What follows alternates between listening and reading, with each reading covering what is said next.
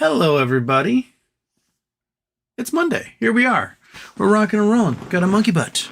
Got some fancy duds that Mystery Michael sent me, or Michael Mystery sent me. Kind of feel like one of, it's like a beautiful embroidered flowers. Kind of feel like one of Charles Manson's young ladies in this thing.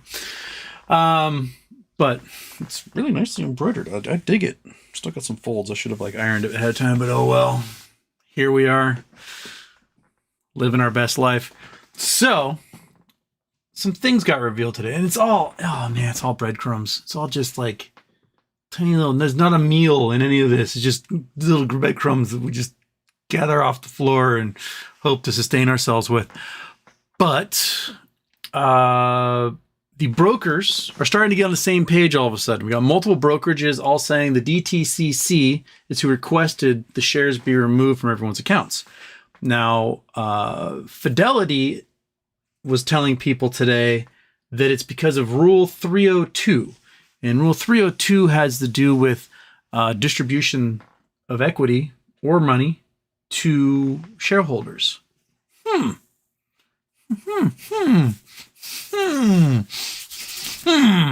Right? Which is exactly what we're waiting for. That's music to my ears. But still, it's not the official. It's just crumbs. Just little crumbs. The other really, really weird thing was on Friday when all the options expired, and some of you got cash instead of your options expiring. You got paid out the strike price for your shares. So if you had 50-cent strike price on your options, you got $50. You got 50 cents per share. So some people got thousands of dollars if they had a whole bunch of options. Other people just had them just deleted from their account. If you were Schwab, they give you money. That's weird. On top of that, the implied volatility on the options chain was almost 1.6 million%. The record supposedly is 1.9 million is the implied volatility on a stock that can't trade. And on top of that, a stock that can't trade, and all the brokers are switching to strong buy. You cannot buy this stock, but the recommendation is to buy, which tells me brokers have a bunch of documents that we cannot see and we are not privy to as the public, but the brokerages at the clearinghouse, at court, right? The SEC, they have documents probably that we just cannot see because they're waiting for a stamp from the court to say, reveal everything. And here we are in our flower children shirts, eating crumbs, waiting for our marching orders from our cult leader. And man, I'm so sick of crumbs. I want a big fat steak. Oh. So here we do. Here we do our thing. Twiddle them thumbs and right?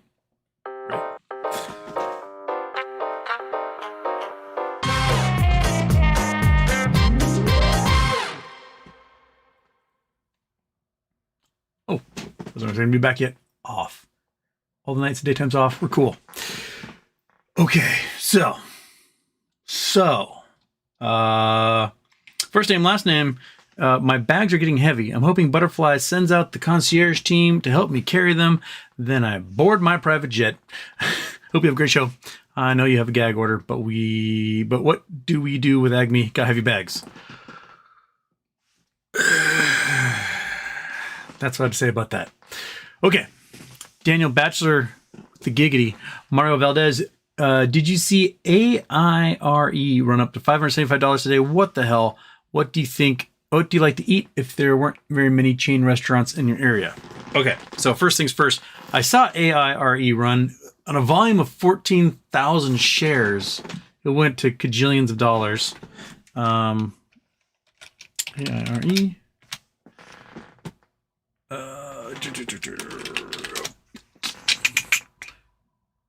Looks like they had some sort of split. Did they have a split?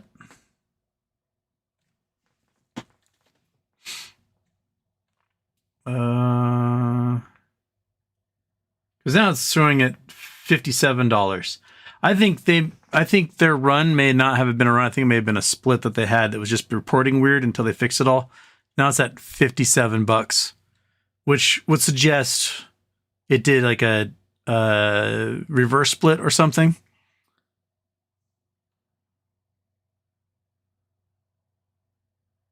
I think that's what happened with it. Yeah. DJ, bags are heavy. Mom spaghetti. What happens when Eminem invests in BBYQ? What?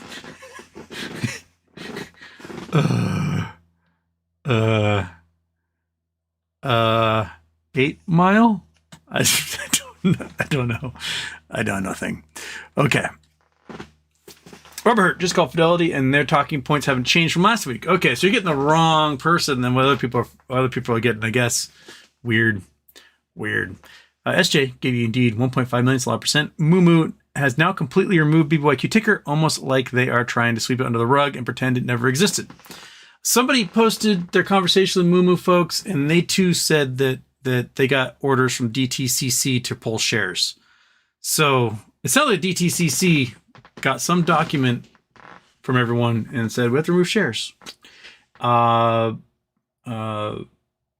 brokers are saying we do have you as owner of record, so if anything gets distributed or the shares get returned, they're going back to you. So it's just such a weird.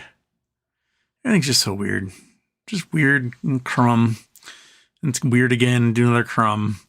And some more weirdness. There's crumbs over here, and we're just metabolizing those crumbs too fast to really ponder how weird everything is. We're like calorie deficient is what we all are.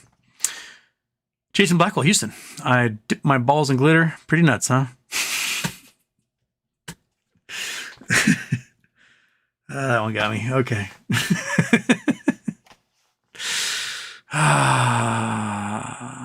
Do you like Imagine Dragons? Imagine dragging these nuts across your face? Okay.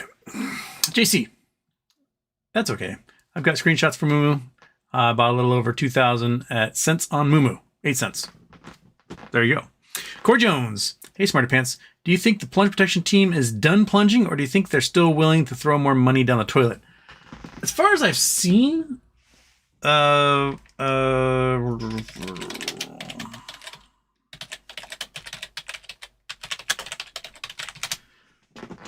had been reducing. Let's see here.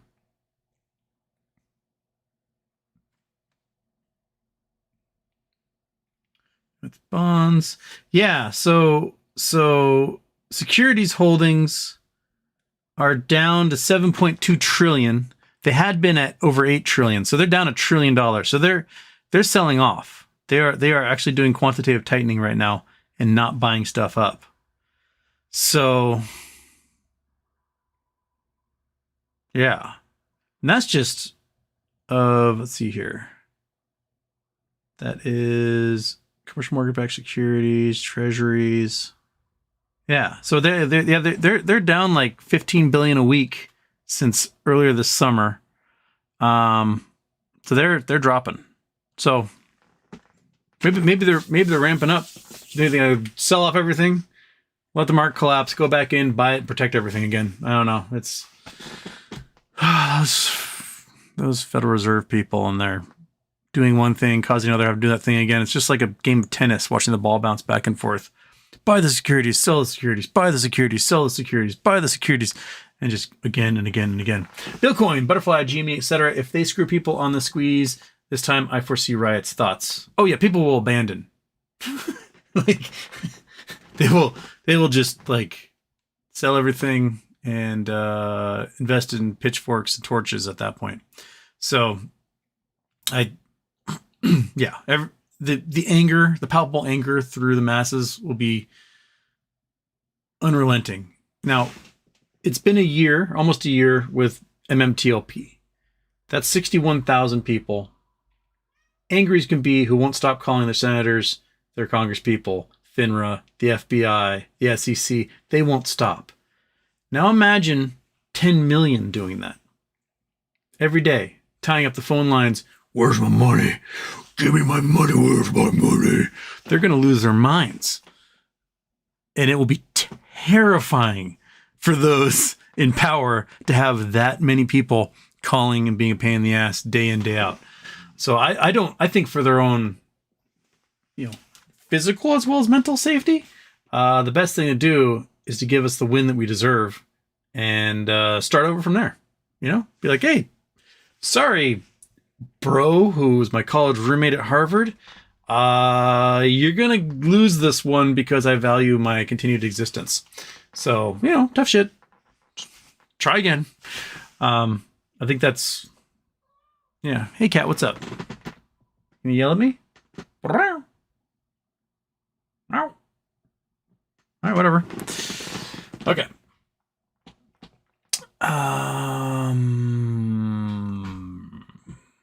Scott Pollen. So, what's the plan if BBYQ is just gone and Butterfly is a ruse? Is that something you've thought about? I know you can write off losses up to a certain amount. What about the XXXX people? Those folks hopefully know that they're in a lotto play, right? So I spent basically exactly as much as I needed to meet my losses for the year. If I need to report losses and get a little tax write-off. The folks who invested more than that, hopefully they did not like mortgage their home or something to do these plays. Don't ever, like, if you are investing money and it is a detriment to your existence, right? If you're like, oh man, I'm gonna go without food and without home and I'm gonna starve and my clothes are gonna be tatters, or I'm gonna put my family and their safety at risk. I'm going to invest this money. Like that's a mental illness, and you need to go to Gamblers Anonymous. But if you're like, this is money I would spend on a vacation, or this is money I would invest anyway into something, cool. As long as it's like you're okay with losing that money, that's how you should invest. You should not be, gambling the security of you and your family on any investment ever. So, we could be read the tea leaves totally wrong. Like, the brokers may be telling us Rule 302 and they're just pulling out of their butts, right? We could be seeing the hundreds of thousands of dollars and thousands of hours spent on merger and acquisition and Knowles in the bankruptcy court, and just routine. They just do it anyway, regardless of what's happening. We could be seeing the $300 million Hudson Bay spent on exercising warrants for shares that just for some reason blinked out of existence a month later. They just wanted to spend $300 million and lose $300 million because, hey, baby, that's life. Like, we could be seeing all that stuff and misreading those tea leaves. It's entirely possible. The shorts could be totally right. On the other hand, I'm pretty darn confident that something's going to happen and it's going to be delicious. Dab the lips. There we go. And that's what I think is going to happen. That's why I invested in it. I know it's a long shot. Investing in a bankruptcy play is always a long shot, but this one has a very unique flavor. Something that's a je ne sais quoi that other bankruptcy plays I don't think I've ever had. And that's what's intrigued me. And that's why I'm in it. And, zero or hero. And I think we're leaning towards hero right now. Person with no name. E-Trade has had a chart for Acme stock last night as of 7 p.m. with the share price within 0.0001 where it closed today. Cool.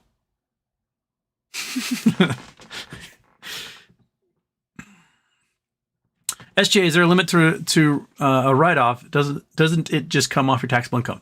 It does. We can only, as a individual, you can only do up to $3,000 a year as the write-off. You can carry over into further years with that loss, but you're only allowed up to $3,000 a year.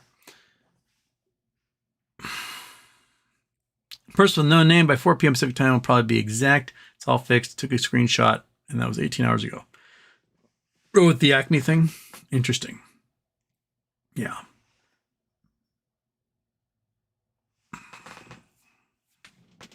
Oh, who's messaging me? Sorry. Getting messages.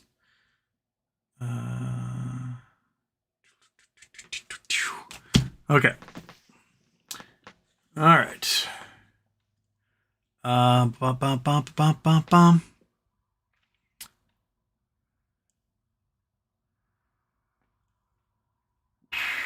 Well, I lost my spot. Where are we? Where? Oh, shoot. Interesting. All right, I'll take a look. Okay. Scott Pollan, GME price moved 0 today. There's a, was today the anniversary of the 87 Black, was it Black Tuesday or whatever? Or just the Dow dropped the greatest percentage ever. People are really jittery right now. A lot of brokers are like on eggshells, and I think they're really scared to make big waves and stuff. Just because, I don't think they know which way wind is blowing at the moment. But yeah. Ludicrous B, what will your MOAS victory celebration be?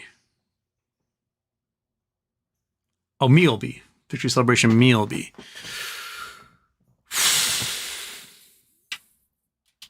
I'm leaning towards, I've never had like a Wagyu steak.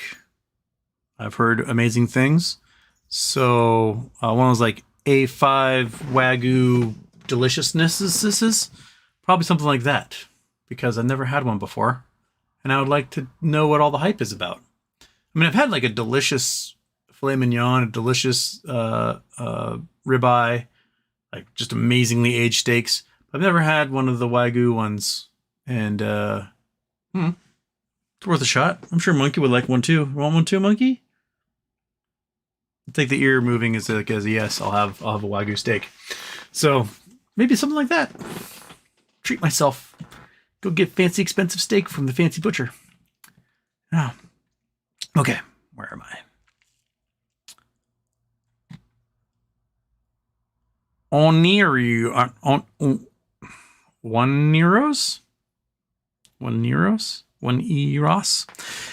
You're not gonna have to worry about write-offs, bruh.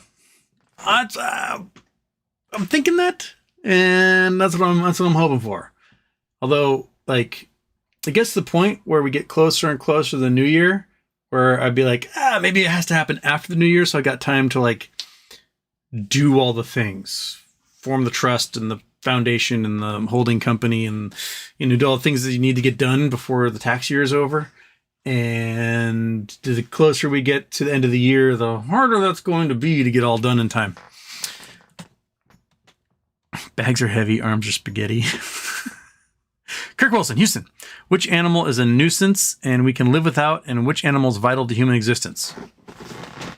We can live without mosquitoes and bed bugs. Which animal can we not live without? We need pollinators.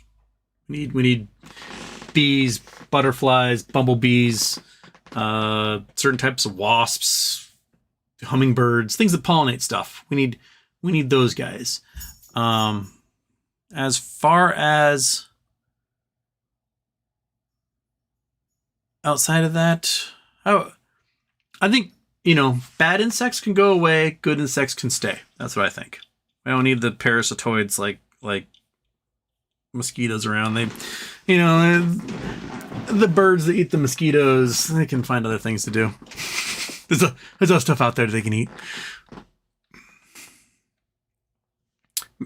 Kelly Reed, crash about to come. Good thing Apes been preparing for this. The bottom line, investors' emotions are about to take over. Therefore, expect investors and the media to shift soon into no man's land where puzzlement reigns. Then, as the stock market falls further, the realization for some becomes clear that something is wrong and things can get worse. Finally comes the washout when many investors decide to get out, either because they can't take it anymore or because they expect a terrible event is close at hand. A climatic economic shock of stock market drop or even economic depression. Buckle up.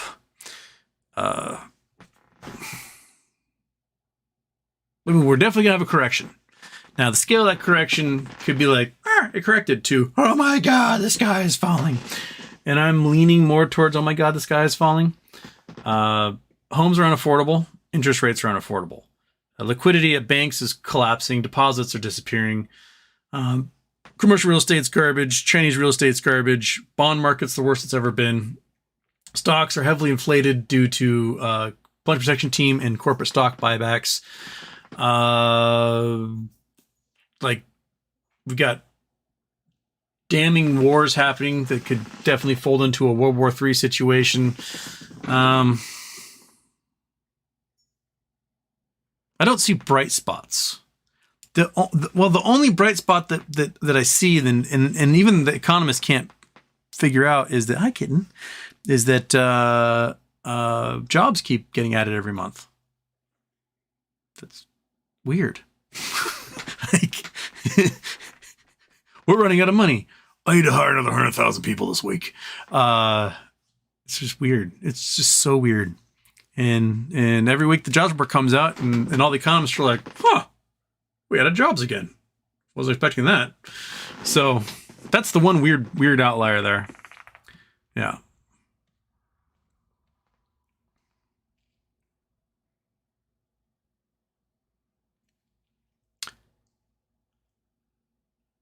Derek Colehorse, make my portfolio have numbers again. Jeebus. First name, last name says we can do without mosquitoes. 100% agreed. We can.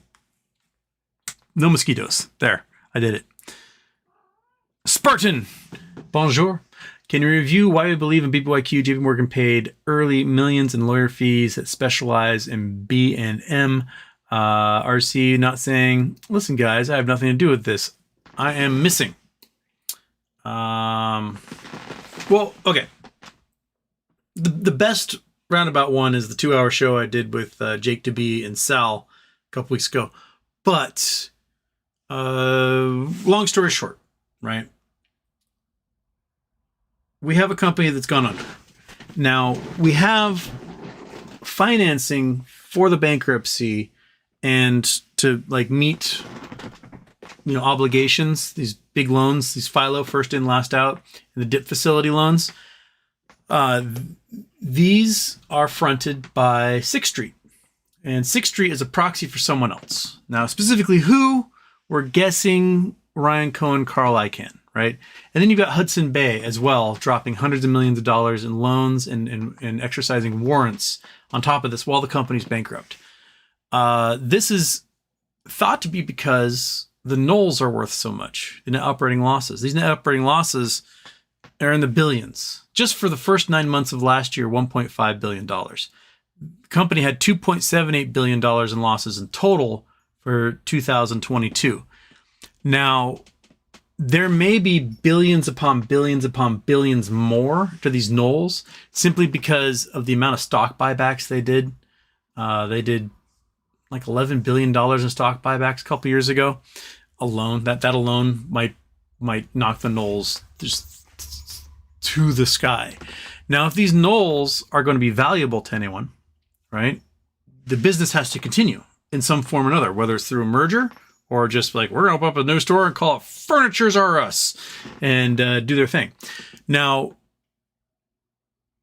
the creditors aren't going to get paid. They've paid hundreds of millions of dollars. They own billions of dollars in debt, and they know they're not going to get paid. There's no cash there to pay them. They've done the liquidation. They're through that. Whatever chicken scratch is left is not going to be enough to pay back the creditors. And so the option is the creditors are going to have to accept equity. They're going to have to accept ownership in the company to pay off the debt that's owed, right? And now if there was a buyer swooping in, if there was some, knight on a gallant horse swooping in to buy this company, like, I will save you, Bed Bath & Beyond. I'm going to purchase you for $10 billion, right? The creditors get paid back. New company goes private, whatever. We don't get it. We don't get shit. Or it could be a substantial amount, but not enough to pay off the creditors. Creditors accept half the company. New owner accepts half the company. That's not happening. What appears to be happening is creditors are accepting equity in the company. And then under IRS law, for them to benefit from those Knolls and as net operating losses, they have to give the other half of ownership to the existing shareholders. So we're sitting in this weird limbo, waiting for new equity to be passed out. We don't know when the equity is going to be passed out. We don't know what the equity is going to be. We don't know if it's going to be just stock. We don't know if it's going to be stock in multiple companies. We don't know if it's going to be stock and cash. We have no idea. So we are sitting here in thumb twiddle land waiting to figure out what's going to happen with our shares. Now, the DTCC apparently has told the brokers, pull the shares. So the brokers went, okay, pulled the shares. But the brokers didn't necessarily know what was going on. They just had no clue why the shares are being recalled by the DTCC. But now information started to come to light. It looks like merger acquisition. So the creditors are accepting equity in one form or another. And I have an eyelash in my eyeball that is just driving me up the wall and get out of my eye because it hurts. Did I do it? I can't tell.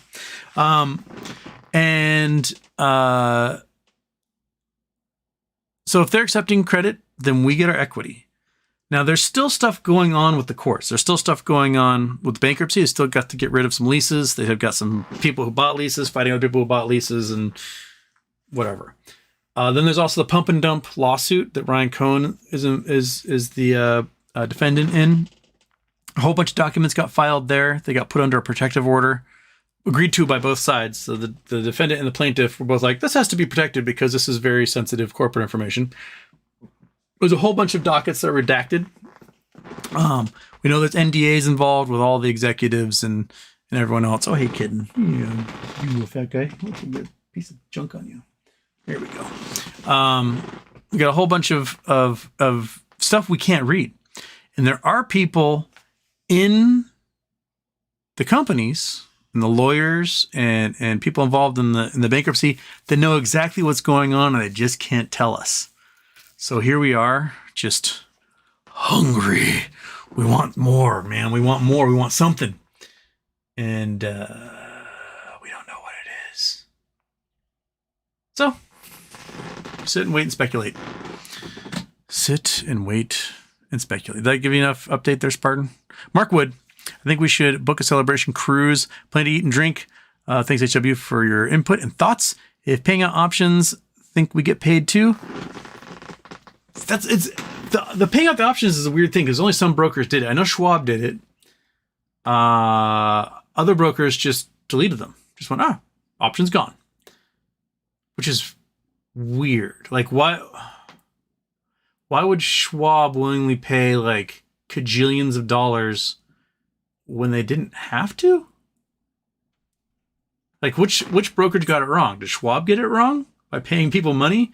Or did the other brokers get it wrong by not paying people money? I don't know. And then you got this weird thing where, okay, I read a DD this weekend. Casey Chapman sent it to me, and he asked me to kind of figure it out. There's a weirdness that happened with puts. So as the company is going to bankruptcy, somebody wrote 200,000 puts. That's equivalent for 20 million shares or so. If you're a put writer, what you are saying is, hey, if the stock drops below this price, I tell you, the put buyer, I will purchase that stock from you at that price, right? So let's say they're writing puts at $2 and the stock drops below $2. When the put buyer exercises that option, the put writer must purchase the shares at $2 out of their accounts, right? So in bankruptcy, if you've got an executive and that executive was promised 1 million shares of options or whatever, and the company goes bankrupt and can't pay them, the executive becomes a creditor at that point. They're owed equity and they can't get the equity. Therefore, they are a creditor listed in the class, in those 9 classes. And a put writer can suddenly be thrust into bankruptcy as a creditor at the last moment if you cancel all the options. So, because the option writer, the option writer could be extremely bullish on the stock, saying, hey, I write this put because I know the stock's going to go up and I'll make some money off of writing this put. Or the option writer could basically be like the opposite of a stop loss, saying, I want to guarantee myself 20 million shares of equity. And so I'm going to write these put options.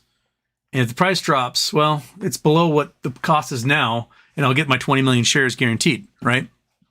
So now they don't have the ability to get their 20 million shares, so they may now become a creditor but a creditor without a class. And this can reap all sorts of havoc in bankruptcy. I can't remember who authored the DD, but apparently it can be something that can basically unwind bankruptcy, have the company leave bankruptcy with the nulls and no debt, because all of a sudden this weird creditor got thrust in who's not a member of the class after the plan has been approved. Weird stuff. Everything's weird. Just know that there's some lawyers who are just salivating over the fact of how weird all this is. And they're like, billable hours. The weirder the better.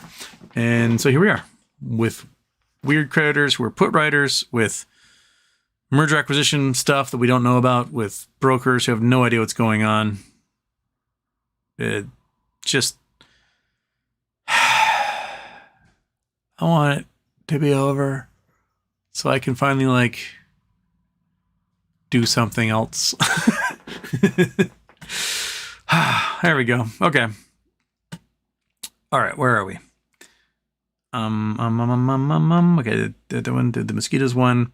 DJ, bees are vital. We need them to pollinate various fruits and vegetables. Truth. Mosquitoes feed the chickens and the birds. They do.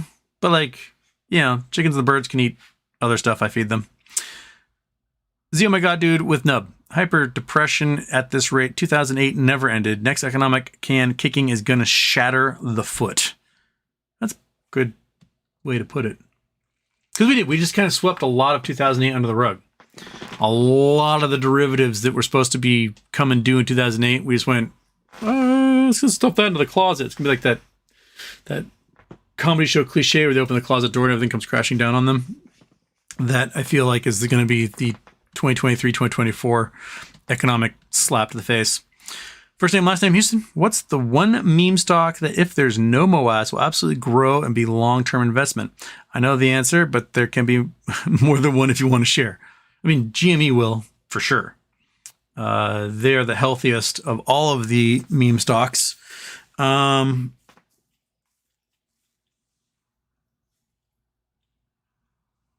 sure there's some weed stocks that make a bunch of money when pot gets taken off of the controlled substances tier 1, whatever that thing is. And a lot of them are just kind of they're twiddling their thumbs waiting for Congress to do something, but Congress can't do anything because Republicans can't elect a majority leader, and without a majority leader you can't have a Congress, and without a Congress laws can't get passed. And if laws can't get passed, then nothing gets done, and the government shuts down, and then everyone does get a paycheck, and then Christmas is terrible for everybody because you've got 2 million unemployed federal workers and a whole bunch of people in the military who are eating chicken feed or something. And just get a speaker already. What is wrong with you people? I mean, I don't know what it is with the Republican obsession to shut down the government. No good comes of it for the people. No good comes of it for you politically. Every single time the government shuts down, the following election, Republicans lose seats. Every time. 95, lost seats in 96. With 2013, lost seats in 2014. 2017, lost seats in 2018. And on top of this, the Supreme Court is basically redistricting states that are gerrymandered.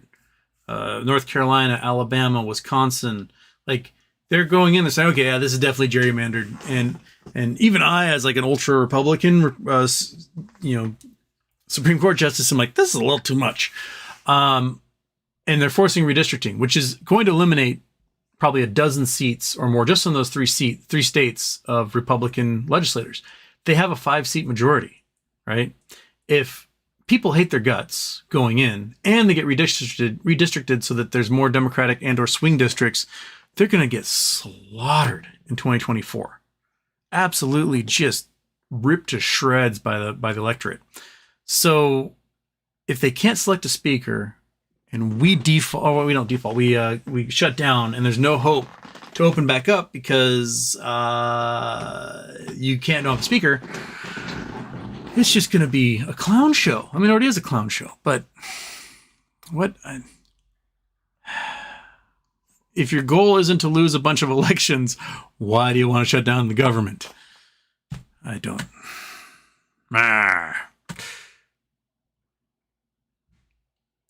First thing, oh wait, did I do that one already? Oh, I did that one, yes. DJ's the third installment of the 2008 trilogy. Kelly Reed, my BBBYQ shares just vanished in Wealth Simple today. Canadians, they're always a few days behind, I think. TD Canada Trust lists the shares, still lists the shares, okay. Dog Mom Houston, great to catch your show. When do you think the market will crash? How long will it go? Thanks for your option. Thanks for your opinion. I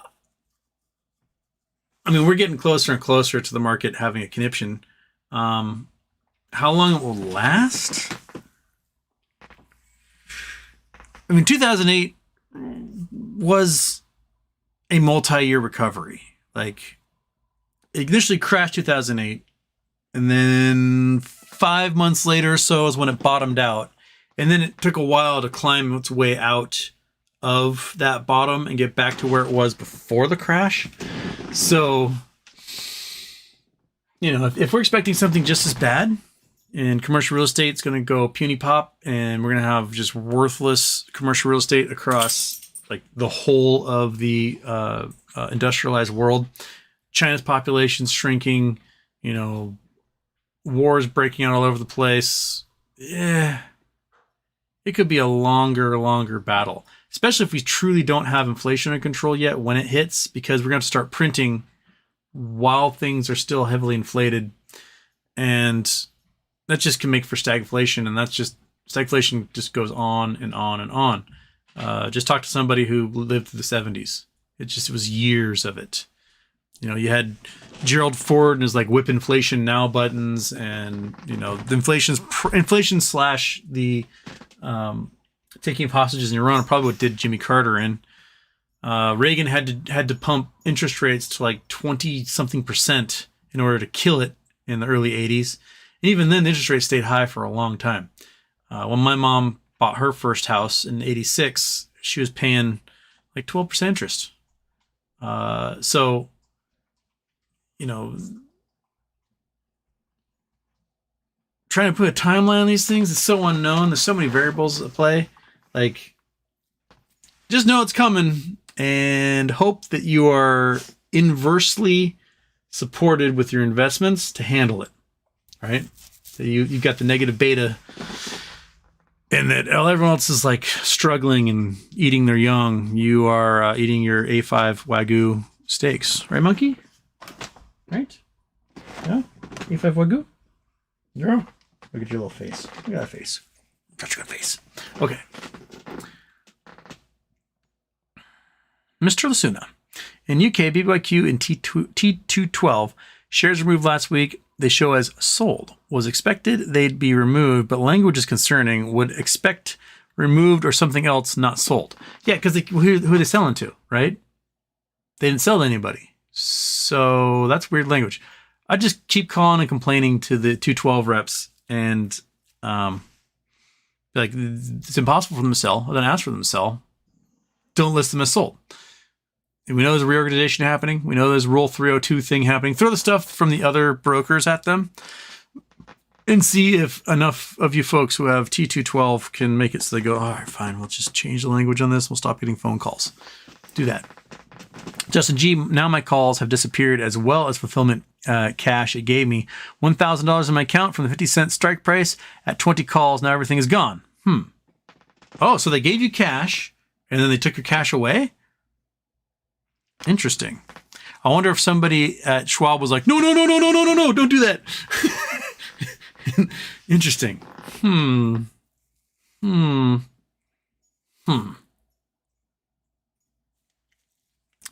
kitty cat. Little kid walking around. Brenda, Queen of Swords. They are stealing all of our money and all of our tickers to fund Biden's war. I mean, not at all happening. When people talk about like, oh, there's $100 billion in aid that's going to Ukraine, 90-something% of that is weapons we bought in the 70s and 80s and never used. And we are taking those weapons and we're giving them to the Ukrainians. And the Ukrainians are blowing shit up with them. The aid, yes, has a dollar amount to it, but it was a dollar amount that you paid for back in the 80s. So it's not like all of a sudden $100 billion is coming out of our pocket. It came out of your pocket in 1985 when they built all those like surface to air missiles and JDAMs and HIMARS and crap. So it's not really like money come out of your account. You have to think of it a different way. It'd be like you have this giant grain storage that you've been putting together for 20 years, and someone is like, please, may I have a loaf of bread? And you like take some grain out of there and like, my God, you're taking the food out of my mouth. Not really. It's been sitting there for 20 years. So no, they're not really stealing our money and all of our tickers to fund Biden's war. That's not at all how that's working. No. And, you know, Biden did not invade Ukraine. Russia did. So the war in Ukraine is Russia's fault because they're the ones who invaded. Now, they'll give all sorts of reasons like, you know, they were going to become NATO members. Well, that's still not a good reason to invade, right? Like what happened from you invading is other people became NATO members and now NATO grew due to your actions. You know, it's their fault. So there you go. All right, Kat, take off. DJ knowing what wasps do to figs. Yep, fig Newtons. You need wasps of those guys. Justin G's definitely with mosquitoes. People are agreeing on the mosquitoes thing. Yeah, just buy mosquitoes. Anything in the food chain that disappears from mosquitoes, you know, I'm gonna be okay with that too. SJ, I have a fig tree in the backyard with about 100 figs growing, but haven't seen a wasp around in years. Well, they're showing up at some point, burrowing their way into that flower and dying, leaving their eggs behind. And then the fig grows around them, desiccates the corpse into the fruit, and then you pick that fruit. So every time you have a fig fruit, you're eating a wasp there, SJ. You may not see them, but you're eating a wasp. Z, oh my God, dude, with Nub. I wonder what happens after T+2 when options settle. You and me both, man. Fabrizio's plopping here. Joseph Lee, is vaping actually healthier than smoking? I have no idea. I mean, smoking smells terrible. Vaping makes you smell like you're cotton candy or something. And you look like a weirdo doing it. I've heard about popcorn lung being an issue. Like it basically makes these like growths happen on your bronchi, then you just can't breathe anymore. I don't think it's very high numbers where it happens, but popcorn lung, you know, that's the thing. It does put way more nicotine in people's systems than cigarettes did, so it makes them even more addicted to nicotine. I'm sure a lot of the flavors are weird artificial things, probably the healthiest stuff to be getting to high temperatures and vaporizing. I don't know, just like don't smoke things. Probably the best solution. Like your lungs go, oh man. Or pink and clean. Guts for the long term. Wait a minute, what? Louis, option paid out in BBYQ. Yes, for some. Yeah. Snort alert. Oh, Houston. German brokers deleted BBYQ shares today, claiming it was bankrupt. When I asked why, rep said another rep Googled it and found the bankruptcy news from 6 months ago. That's what my Fidelity rep was telling me on like Wednesday or Thursday. Was like, well, you know, they're bankrupt, so you want to talk to a tax guy. I'm like, no, you idiot. There's going to be a distribution of shares. I worthless. Duh. And they're, I mean, if you're going to work in a call center for anybody, at this point in your life, you are either an up and coming person in the Indian subcontinent or a person at the bottom rung in the Western Hemisphere. Since there's two options, and you're not necessarily going to be in the loop. And if the higher ups don't know what's going on, the people down below at the call center have no clue either. Some of them more useful than others, but I have a feeling that most of the ones we talk to are not useful. Snort alert, I will not dance, but I will allow the sounds of the breaking necks of Wall Street ghouls to tingle my brain's audio synapses. That's where Fabrizio's plop comes from. Just plop, plop, plop. Luke and Midsummer vibes. It has like Midsummer vibes with the shirt, isn't it? So, yeah. Canto, Houston. DJ, we need some wasp Paul Night BBYQ. Jay Sheely, shares being exchanged as we speak, according to Travis Post on Twitter about Rule 302. That's what I'm wondering, is if like shares have already been exchanged, but now we have to wait for some sort of court document to go, it's official, and then brokers put them into our accounts. Yeah. So. Len Hernandez, that's a nice Guayabera. Very nice. Butt rubs to Monkey Butt. Happy birthday. Is that what this is called? Guayabara? I don't know. I like it. I like embroidery. I think embroidery needs to be on more clothing out there. It's cool. Embroidery is awesome.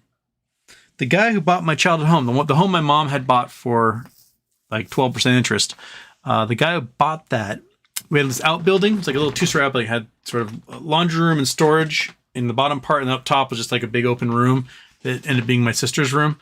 And he turned the outbuilding into a giant embroidery factory. And he had gotten the like MLB contract to embroider baseball hats for a couple of years.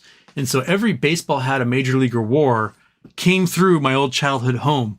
You know, the Cleveland Indians, Twins, whatever.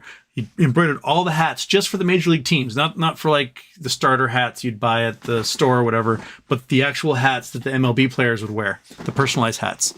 And those all came through my childhood home for like years while I had that contract. And then it appears they made enough off that contract that guy's retired now, and they've expanded my childhood home from this little 1,000-square panabode to a McMansion now. But actually, I haven't looked at it in a while. Where's my Google Earth? Let's see what Houston's childhood home has done over the years, shall we? Google Earth. Where are we? Well, Wienerman. We're at Wienerman in Ontario. Okay. Ontario Wienerman, we're going to leave you. And we are going to fly across the continent. Wah! We're going to visit Houston's childhood home. See what's happened to it. Out here on Sparker Loop. All right. There's Sparker Loop. So, Frog Rock, that's my bus stop. Flat on my bicycle. I did S-turns here. The road makes an S. I could do the S-turns, no hands, right there. Okay, there it is. This giant thing was my quaint little childhood home, which was basically this part. So, if we could do the history. The history goes back to 85. Oh, that's just green. You can't really see anything there. We get stuff here. Oh, that is terrible. This is 1994, shortly after my family moved out there. You can see that the house is teeny tiny. Let's see, let's go to the 2000s. Okay, they built a yurt in the back property. The house still looks like it's small. The driveway is still straight, so they haven't done the major work. This is the where the septic was. We had to clear out a bunch of trees, made a gigantic pile, and my mom lit the pile on fire and set the neighbor's forest on fire, and it was like a 5-alarm fire. It was crazy. It was absolutely nuts. It's a beautiful summer day. We had this half door at the front doors. We'd have it open during the summer, and cat would jump in and out and whatever. And our mother is across the street yelling, "Rah, rah, rah, rah." We're like, what? She comes running towards the house, and she leapt over our fence. My mom's she's a larger woman. She leapt over our fence and is running towards the house screaming, "Rah, rah, rah, rah." We're like, what? Call 911. And the forest is just on fire across the street. With her garden hose, best for trying to put it out. So yeah, all the firemen came. But okay. When did it get huge? Okay, there's still the outbuilding, still the main little house right there. That's the house. It's teeny tiny. It's 1,088 square feet, the yurt. And so that must be right around when they finished. Oh, there it is. Just 2006. It's huge. So the driveway was here. That was the driveway here. That was the original outbuilding, and now it's a gigantic McMansion thing. Yurt's still there. Is the yurt still there today? Oh yeah, there's the yurt. The yurt's still there. Yeah, so it was a quaint little house. Oh well. Such is life. Biggest regrets my family ever had was selling that house. We love living there. Great spot. Mr. Oak, why did Princess Diana cross the road? Because she wasn't wearing her seatbelt. Oh, God damn it.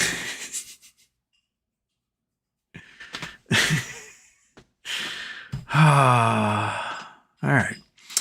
Louis, embroidered flower shirt. I'd wear that shirt to Cannibal Corpse instead of my battle jacket. Oh, he'd be the most terrifying person at a Cannibal Corpse show. As somebody who wears like Hawaiian shirts to heavy metal shows, people avoid you in the pit. I've never really been much of a pit guy to begin with, but if I'm in the outskirts of the pit, people are like, something about that guy. I don't want to. I don't want my arms flailing towards him. Andrew Stewart, hey dude, why hasn't this awful bond market made the securities market shit the bed? You got me, brother? I think because people are so scared of bonds, they keep jumping into securities. That's why. And the banks don't know what to do about it because the banks put all your money into bonds and the bonds aren't worth anything. So your deposits are disappearing because people are pulling their money out and spending their money and they don't have much savings. At the same time, what's in there is shrinking because these bonds are worthless.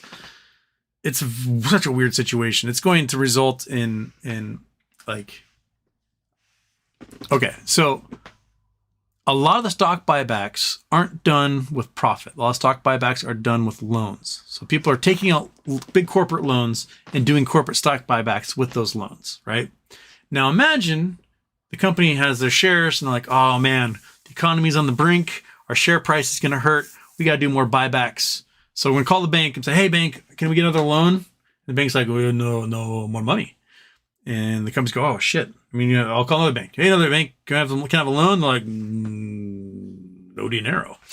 Call a third bank. Hey bank, we need a loan stat. We got to shore up our share price. And the bank's like, we got no cash, man. So all of a sudden, all these companies can't get cash from the banks to do their corporate stock buybacks to inflate the stock price. Then all of a sudden, we start to see like the deleterious effects of the poison of a lack of stock buybacks inflating the market can have in the stock prices. These stock prices are all heavily inflated because they're all doing buybacks, which is why the Biden administration was trying to figure a way of taxing corporate stock buybacks. Now their idea to tax them was like 2% or something. I think it should be higher. I think corporate stock buyback should be higher. Companies should be encouraged to invest in, R&D, improving customer experiences, lowering costs, paying workers more, dividends for customers, and less on doing corporate stock buybacks to reduce the supply. Now, it's great if you're a shareholder. My shares are worth more money. Cool. But the effect, the poisonous effect it has later down the road, you get things like the baby formula poisoning that happened last year, right? The company, for what they're called, HYP or KP, whatever they're called. We had two manufacturers of baby formula in the country, and one of them spent $5 billion on corporate stock buybacks and not on maintenance of their facilities to combat things like bacterial infection. And then all of a sudden, the baby formula is full of bacteria and they kill a bunch of babies. And then we go without baby formula in this country for months while they try to spend cajillions of dollars fixing this thing, right? And they're going to be facing lawsuits. They're going to eat up any possible profits they would have over the years that would benefit from the corporate stock buybacks they did. And yeah, so yeah, there's detriment to be had. What are you doing over there, dog? Monkey. Come on, get up here. Come on. Not over here. Right here. Come on. Up here. Come on. Come on. Do your thing. There you go. Get up there. Be a good dog.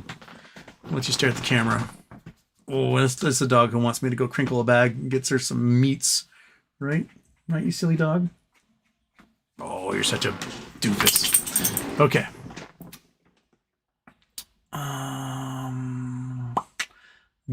Guts for the long term. What? I had 124.50 calls, got nothing. Just disappeared. Weeble.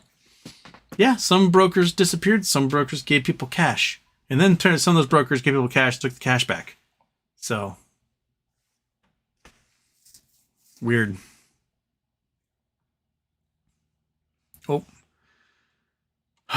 Chat reset. The chat always resets on me. Something about a Bloomberg terminal. Where would it go?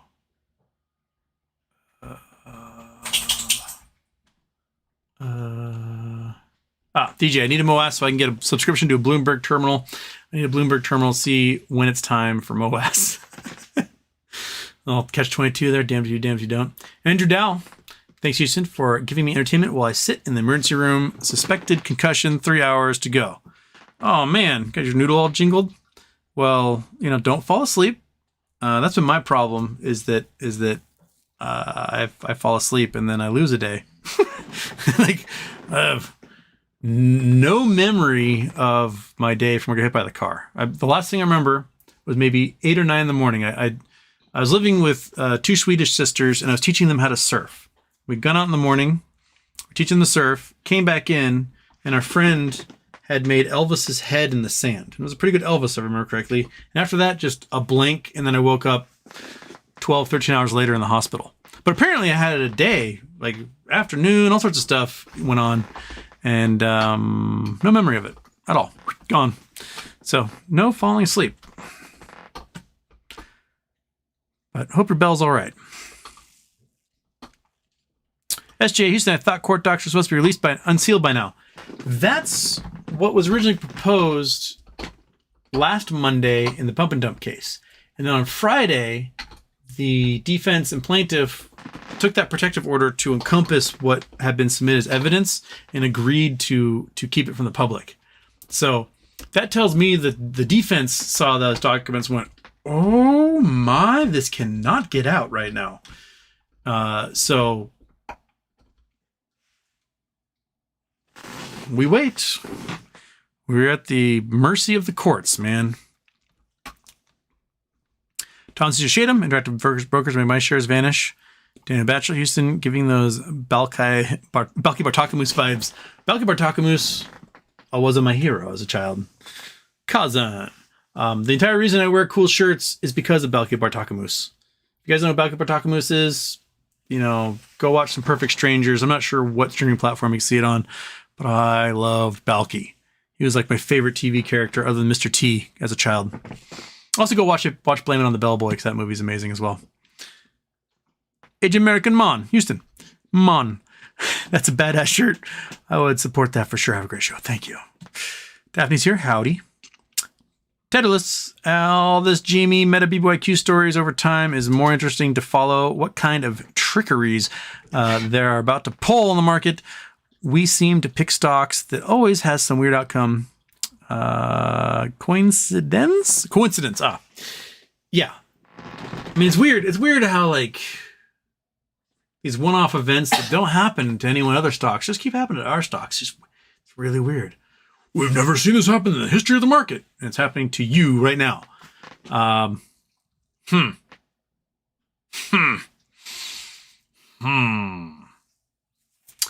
Sloan sent a couple of Blue Sky codes to your Instagram. Fantastic. I've been collecting them.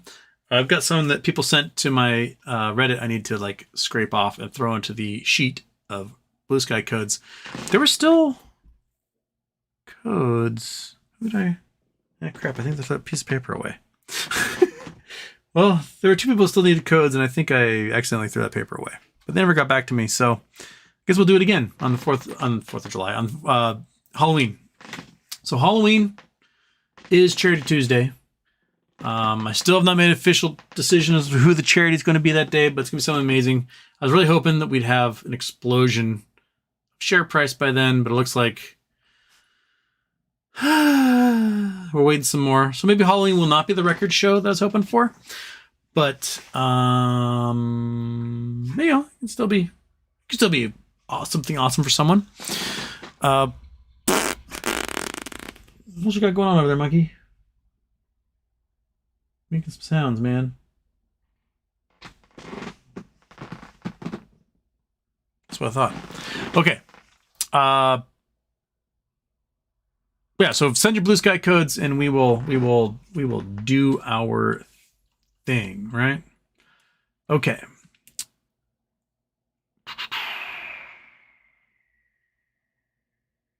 Don't see a shade of him. No, it was a direct listing IPO on AIRE. Ah, that's why it flew. It was another Chinese stock. I need to get my shit together and follow those Chinese stocks, the IPO. Jeff Chrisman. That was, I was told also from Mumu, the shares were pulled as worthless. It's an interesting term they keep using, right? Bill Coin. When GME squeezes, much needed money, medical care, forever home for my disabled daughter and our animals in a livable climate. I think a lot of people have similar plans. I mean, especially in the United States where medical care is garbage. Like the foreign viewers right now, they've got no idea. They're like, why do Americans always talk about medical care? Like it's this mystery. Because for many of us it is. And it's so expensive. The bicycle accident that I had where I lost a day, that was over $40,000 24 years ago, right? I was 18. $40,000 in debt because my insurance, didn't want to cover it because I was taken to a non-preferred provider, which I think is now they just say out of network. So the ambulance was paid for to take me, my unconscious body, to the wrong hospital. But they took me to the wrong hospital, and my insurance was like, well, sorry, man, they took you to the wrong hospital, so we're not going to pay for that. So I was basically bankrupt at 18 with $40,000 in medical bills. That doesn't happen in other countries. And we got probably like, I watched a news story last night. There's this like unresponsive, this guy's daughter. She's late teens, early 20s, blind, can hear a little bit, huge cognitive disabilities. She's mostly a vegetable, and she gets like $700 a month in disability Social Security so that the family can help, take care of her. Well, she got like the $1,400 during COVID that the government sent out. So she got $700 plus $1,400, which makes for $2,100. If you are on disability in America and at any moment you have more than $2,000 in your account, right? They can kick you off disability and make you pay everything back. So because she got this COVID payment and her regular disability check, she was over $2,000. And now this family just got a notice from the government that they owe like $7,000 in Social Security payments for the time that she had more than $2,000 in her account. So, like, it's messed up. It's so messed up. My friend who had his heart replaced, he can't have more than $2,000 in his account, but his rent's $1,500 a month. So he has to make sure he's at least $1,500 a month to pay his rent. But if like the Social Security check comes before he pays his rent and he has more than $2,000, he can lose all of his disability. It's such a stupid rule. And it's some sort of rule, like they put the rule in because they don't want those disabled people like, living comfortably or something, or like working another job secretly while getting disability. Like, dude, all you're doing is you're guaranteeing disability or disabled people live in abject poverty for the rest of their lives. They have no hope of ever like having a comfortable middle class existence. Oh, you lost your leg? Make sure you stay poor for the rest of your life. Oh, you have a disfiguring accident and now can't walk? We're going to make sure that you can never afford the wheelchair you need. Like, it's just such a cruel, stupid, useless system that benefits only rich assholes. And if we have a MOAS and if I benefit greatly from it, I'm going to dedicate time, energy, and money to just overthrowing our medical system in the United States. I will gladly outspend all of the insurance companies to guarantee universal health care in this country so that we don't have crap like that. People are just taken care of when they're sick or injured, and then we don't have to think about, bankruptcy and payments and everything else. You just go to the hospital and you go home. Done. Anyway, Bitcoin, hope we get it, and I hope you can get that comfortable home and help take care of your disabled daughter.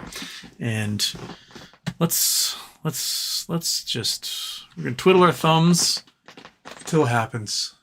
Just keep going. All right.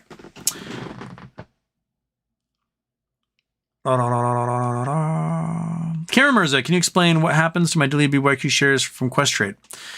I mean, all the shares have been removed because apparently to offer new equity, the old shares must die. So the death of the caterpillar in the chrysalis, and now we're waiting for it to cook and blossom our little butterfly friend who's going to float away and carry us with it. Mr. Lasuna, I was told on Thursday that the instruction came from the market makers to remove, got screenshots of everything. Yeah, on Thursday, they didn't really seem to have any consensus on, well, squat. So now we're starting to see multiple brokers citing 302, citing the DTCC, etc.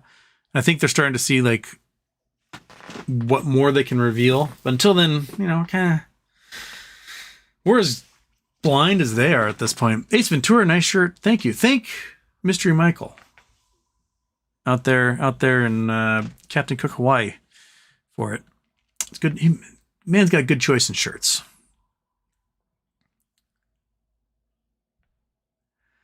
All right.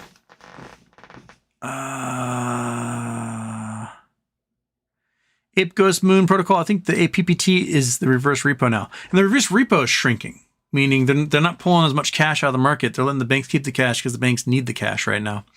Your friend, Aloha from Wahoo, is here. Ferris F. What happened to America, man? Oh, where'd it go? Somewhere around here. Jack Wolf, nothing ever happens. Seriously. Yeah.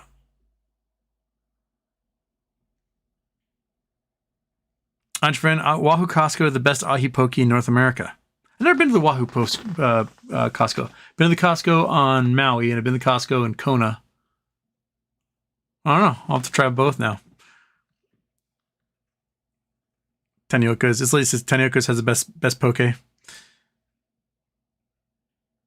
Scott Paul and John Oliver, episode on consulting firms. Yeah, John Oliver, he mentions Boston Consulting Group, BCG, but he does most of it about McKinsey as like the main story of just what a bunch of piece of shit bros those guys are.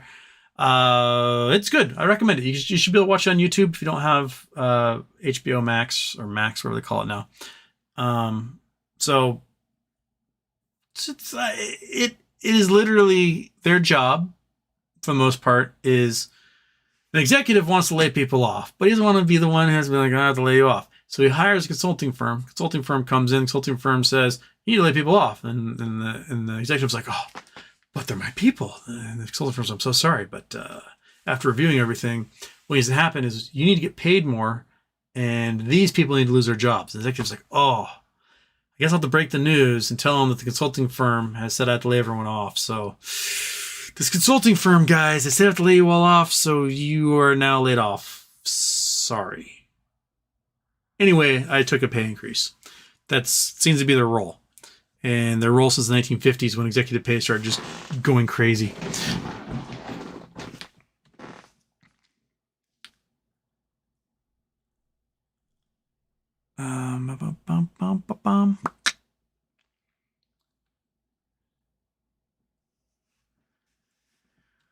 Boss is not happy with people still being BBBY, but weird things are going to happen with BBBY. They are. Brian Cohen's behind it. He's a creditor. Weird things are going to happen. People talking different grocery stores in their poke.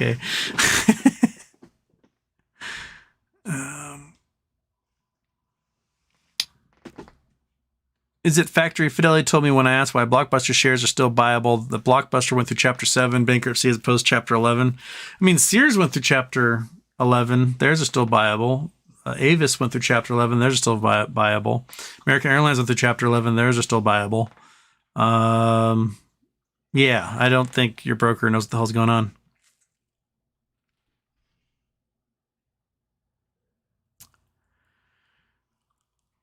Zia Trades tomorrow seems like a fat, long hearing, lots to go over. I think most of it's going to be going over store leases, but there may be some juicy bits in there as well. Then there's another hearing on Halloween that has to do with the DOS and the other guy who are trying to get the motion to reverse everything that's happened with the stock, which, dudes, just trust the process. Like, just trust the process. Don't be a fucking cog in the wheel. Stick in the cog, or what do you call it? Wrench in the gears. I don't know. What are you looking at, dog? What are you looking at? What's on your mind? It's Liddy Hudson chat. Missed y'all. Just got a surgery. Hope surgery went well and it wasn't for anything too crazy. Taryn, hi. Joined the team GME way late, so I think I missed a lot of discussion on pros, cons of DRSing. Can you help with some cliff notes? If it runs squeezes, will DRS shares be tied up for selling? Thank you. I am indifferent towards DRSing, as many of my fans know, into many of their like anger and consternation. I'm indifferent to it. Like, you know, I'm in my shares are in Fidelity. I have no reason to think that I wouldn't be able to sell, or that I wouldn't get the value I need for it, or that the brokerage would go under during that time. DRS, if you want DRS, by all means, go for it. I'm not going to stop you. I'm just not going to be like, you have to. Do your thing. DRS, don't DRS. I DRS'd my MMTLP shares because they literally won't distribute new shares in their subsidiary without doing that. So I did that, but I didn't DRS Bed Bath. I didn't DRS GME. We'll see if I'm right or wrong, I guess, on that one. But, you know, do your thing.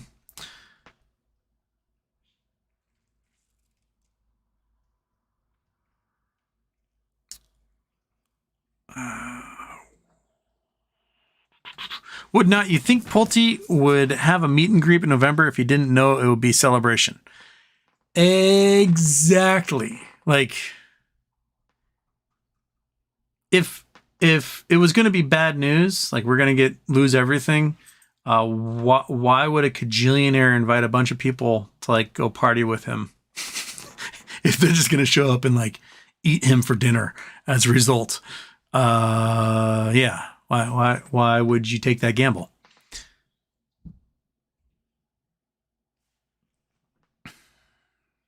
DJ, I bought into the basket, spent all my 2023 scratch lot tickets budgeted into BBYQ, IEP, and GME. I mean, IEP will net you money. GME will get you something somewhere someday. And BBYQ, biggest gamble of them all.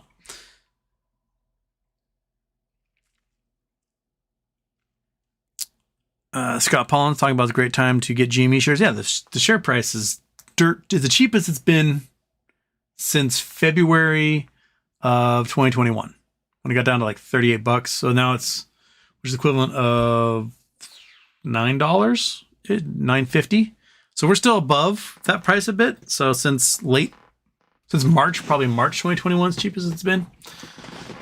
So, you know, gobble up while you can. Kayla Reed, housing has never been more unaffordable. Bond market collapsing, commercial real estate collapsing, good banks overwhelmed, global conflict to trigger worldwide recession. Everything's fine. Yeah, I think they reported that you need 43% of your income on average in the United States. I know Canada's probably more than that, but in the United States, you need 43% of your income for housing, which is the highest it's ever been. It's higher than it was when the entire market collapsed in 2008 and housing began to shrink in 2007. So it's a interesting time for us, for sure.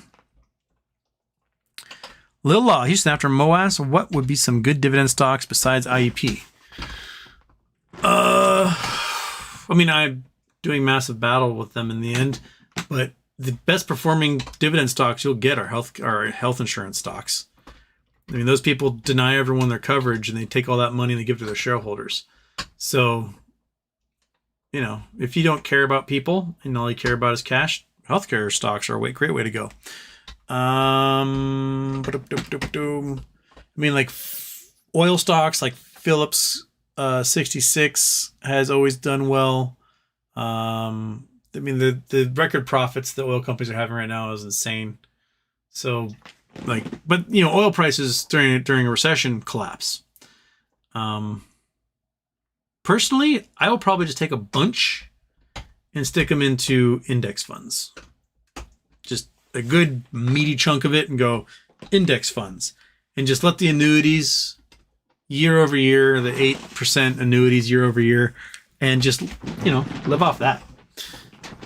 Grow steadily each year. It'll hopefully be more money than I can spend in a year. Like, you can only buy so many airline tickets in a year. You can only stay in so many hotel rooms in a year. You can only eat so many A5 Wagyu steaks in a year. Beyond that, I don't know what I'd be spending my money on.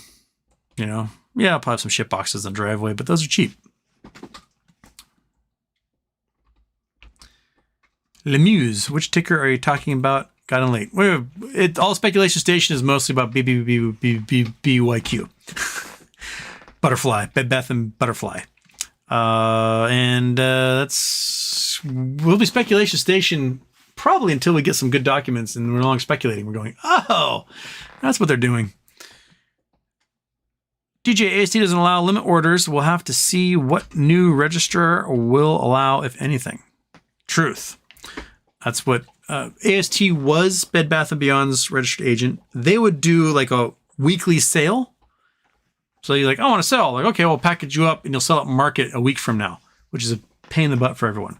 So they switched to Mellon Computer Share, and it might still be Mellon Computer Share. It might be in Equi Wells Fargo. It might be on the blockchain. I have no idea where the shares are for those now. Daniel Moat, Tuesday, happy birthday. I've been in Kauai the past week. Can you give a little update on what happened this past week? Cheers, mate. Wow. Did I not update enough? We got crumbs hinting that we're going to have a distribution, and we haven't had the distribution yet. That's basically where we are. Shares got removed from everyone's accounts for Bed Bath & Beyond, and we're twiddling thumbs, as per usual. Fred Jones. Didn't the plan say that all classes would be satisfied? I guess it would depend on the definition of satisfied. Exactly. Now, what the shills often like to throw at people is like, there'll be no distribution under the plan. Because in bankruptcy, you don't get remuneration. You don't get cash remuneration if you are a shareholder, if the creditors haven't been paid out yet. But if the creditors get paid out via equity in the company, well, then you can get an equity distribution, not a cash distribution necessarily. And the plan's over at that point. New company, bing, new era. So there you go. DJ, someone got satisfied before us. I'll take their sloppy seconds. Scott Pollen, AST is a small, insignificant transfer agent. Computer share is like 25% of all equities. Yep.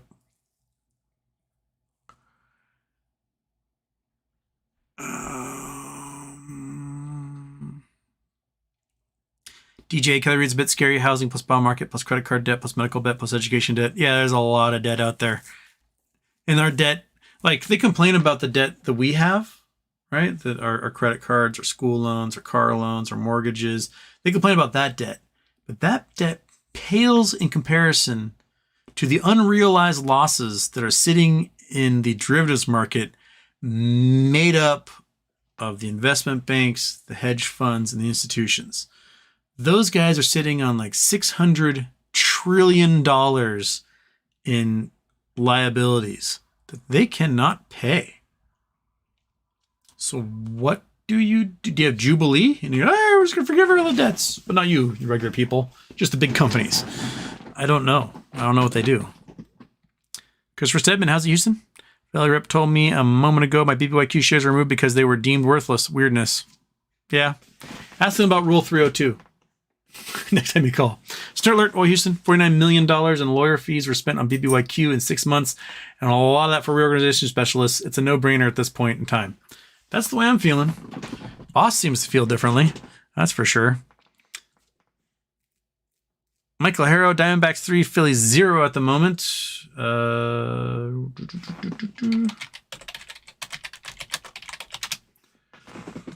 4-1 now. Arizona Diamondbacks. So it looks like both leagues want to take this thing to Game 7. Extend that as much as they can.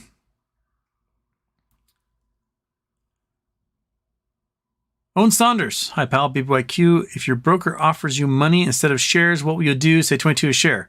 I'm taking shares, dude. By far. Because that just means the share starting price is $22.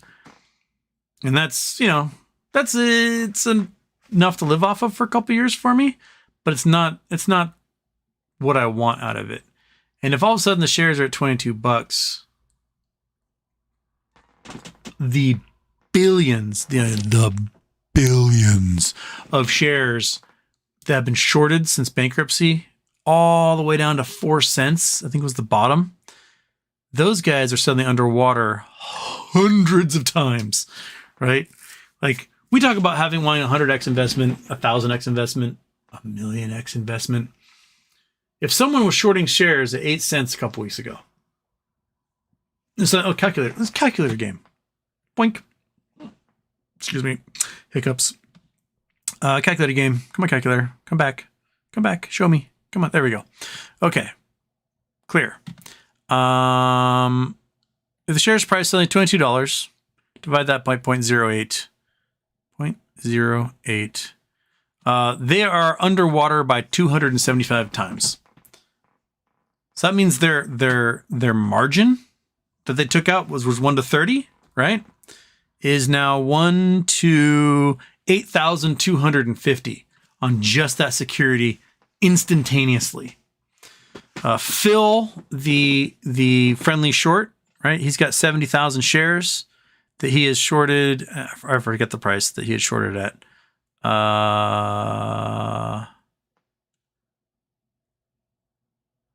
It was 70,000. Let me figure out his price. I think he had $14,000. Oh crap! Clear. Okay, 70,000. Boop boop boop boop. Divide that by 14,000, which I think is what he said. So he's. Dang it! I did that wrong. 14,000. Calculator game. I'm sucking at. Divide that by 70,000. There we go. So his average share price is around 20 cents. So if the price is $22, Phil will be basically 100x, 100 times, right? So he's 100x. So if he had margin, and his is a consumer account, so it might be margin like 2 to 1, 3 to 1. So he might be 200-300 times over the margin limits, and he'll be forced to go out in the market and buy. The other brokers, right? They'll be thousands of times over their margin limits, and they're going to have to go out and buy, or they're going to get liquidated and forced to buy, which means $20 starting price is nothing. It will quickly jump from there. We'll see volumes in the hundreds of millions or billions happen, and the stock price into retirement land. So I'm not going to take $22. No, screw that. Screw that. Especially if there's multiple equities that get distributed in this. If it's like 2, 3, 4, 5, 6 companies that get distributed into this thing because they're doing a crazy Keiretsu butterfly corporation, blah, blah, blah, then not only will they have to buy the original share, they'll have to buy the 2 to 5 other shares as well. And you can see explosions across all those things. So if you have 10,000 shares, right, suddenly you might have 60,000 shares. Well, yeah, I'm playing that game big time. No, $22. It's a great place to start, but I think it's going to go a lot higher than that, and that's what I'm going to play for.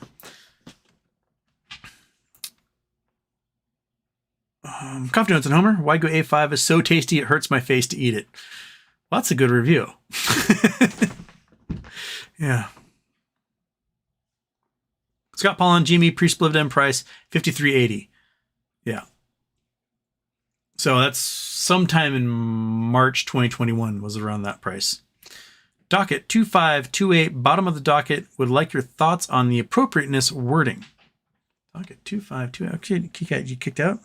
Come visit us? Get up there. There you go. Okay, where's my scroll? There's my scroll. Badoink. 2528.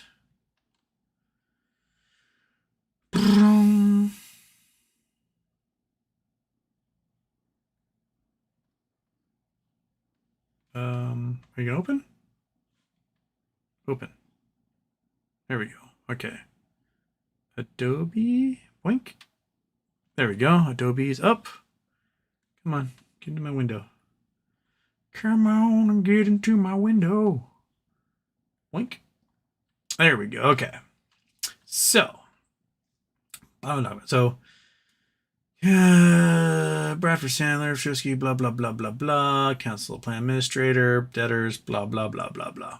Plan Administrator recently appointed needs additional time to review, discuss administrative claims with claimants.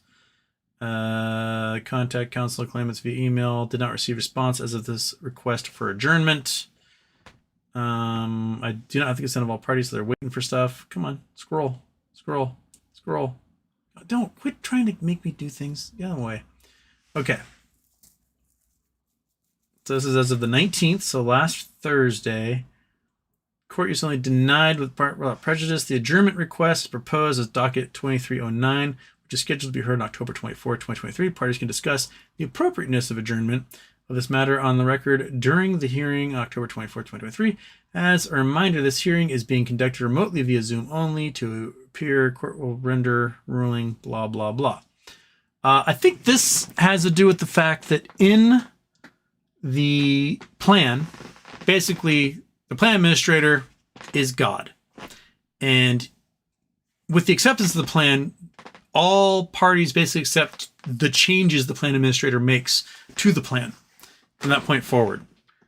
And so there's no sense in having hearings about that stuff because the plan administrator, like I said, is God in this case. And the plan administrator, isn't the plan administrator the guy that picked apart the Madoff scheme? Is that the same dude? Thought it was. Maybe he's associated there somewhere. So he has full authority of the courts to basically do almost whatever he wants. And all of the classes cannot object because they signed a document saying we will accept whatever he does. So I think that's basically what it's saying. Is like, we're not going to have this hearing because it's stupid. If you guys really want to talk about it, we'll have a brief moment on Tuesday. And you can go blah, blah, blah. And I can go, eh. I think that's what it says.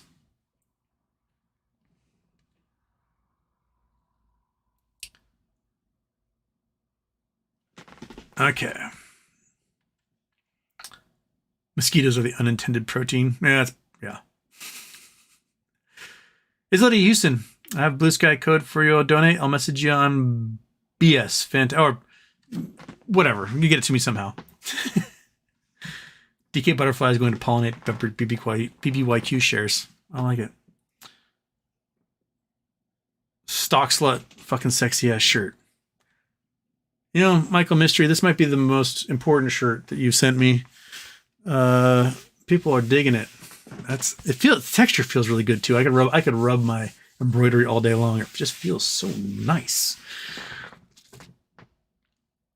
Person with no name. It was a Black Monday, 1987. Showtime has a show called Black Monday starring Don Cheadle about the crash, and it's hilarious. Okay. I liked myself some Don Cheadle. So, interesting. Black Monday. I'm gonna check that out. Scott Pollen. Boss one time had... Oh, talking about AMC stuff. Meh, AMC. Chevron bought Hess today for $53 billion. What's affect MBH and MMTLP? Let's look up what Hess has got going on.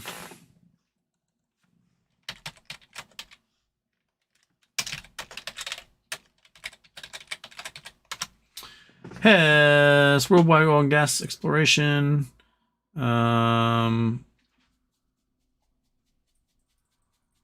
Okay, so Hess apparently has 11 billion barrels of oil equivalent. So that is more than what NextBridge has, but NextBridge has more than the $60 billion deal that what's their butt signed? Something other resources. Names left my brain. Okay. Chevron buying Hess for $53 billion. Now the biggest acquisition in the energy sector this month as major producers seize initiative oil prices.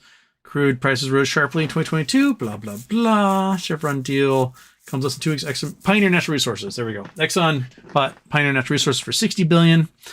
Pioneer is like 2 billion barrels. Apparently S has 11 billion. Major oil field in Guyana. Okay, so the oil fields outside the U.S., as well as shale properties in the Bakken.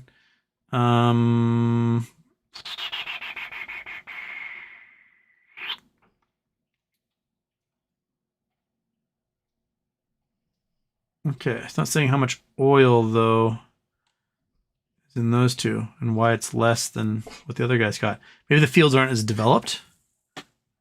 That's been the thing, is that the fields aren't quite as developed, so it's gonna be less money. But I mean, any cash going to oil producers is probably good for next bridge. Javi, BTC pumping, ready for heavy market action? Yeah. Michael Mystery, Houston, you look good in that shirt. Sent you a photo of Reddit message. All right. It's a good shirt. Yeah, BTC is flying. All the cryptos are flying, except for, I think, the one shitcoin I have left in a wallet, which is Saitama coin. It's not doing anything. But yeah, they're flying, dude. It's it's going through a cycle. That's for sure. The Wall Street Bets people are like, oh yeah, Bitcoin, woo! But like, you can't get cash for it out of Binance. FTX doesn't exist anymore. Luna's gone. I mean, it could be one of these Highlander things that Bitcoin is just consuming everybody. I was the original, and I shall be the Alpha and Omega. Nom, nom, nom, and just eating them all up like Saturn eating his son or something. But yeah.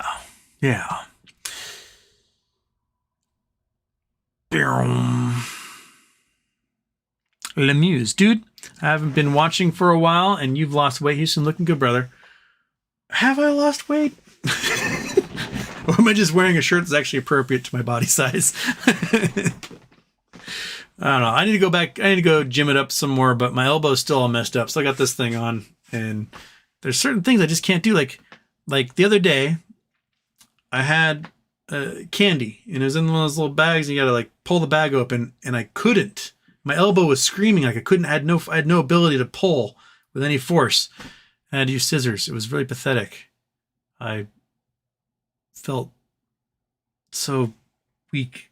But I got like another 4 months of wearing this silly thing, and hopefully my tennis elbow will be fixed by then, and I can go like lift things and do stuff and be a human. But till then, I get to be just a lazy sack of crap. All right.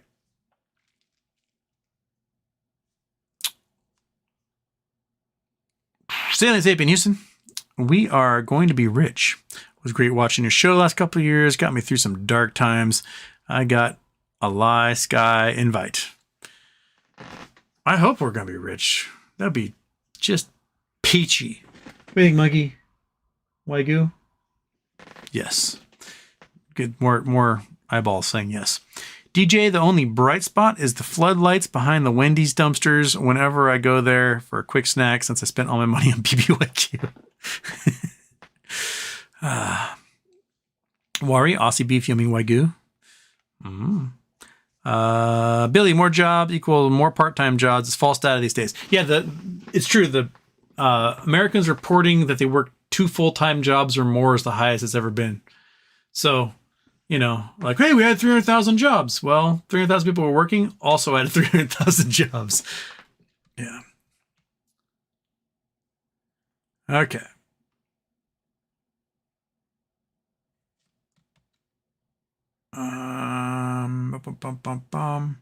DJ, good idea. Mark Wood, Norwegian Clues around the meetup, Houston? Sure. We all give each other norovirus, right? Scott Palm, Boss Careful Houston will strip you of mod duties. I was pulled after not showing up about AMC bullshit.